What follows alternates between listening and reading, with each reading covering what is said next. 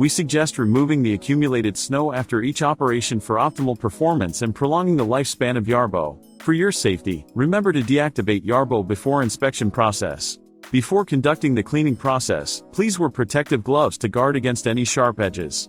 We recommend cleaning the chute each time Yarbo finishes operation. Please carefully remove the built-up snow and debris using the clean-out tool.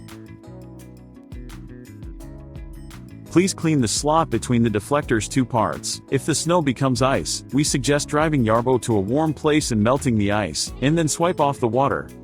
For auger and impeller, please carefully remove the built-up snow using the clean-out tool, especially when dealing with wet snow.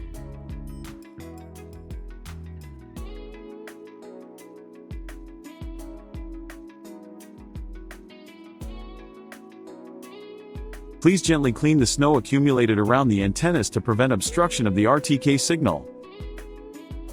Please regularly swipe the snow off of the warning light.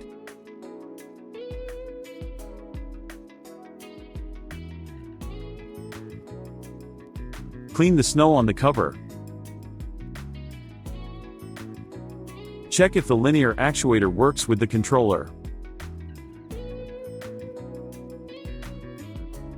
Then we need to disconnect the universal body and the module before we start the cleaning process of the joint between the universal body and the module. Then gently remove the snow.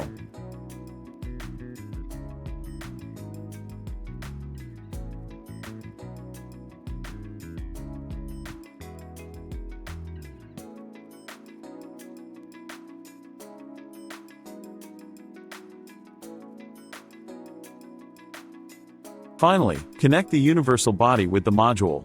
Please make sure the module locks are down.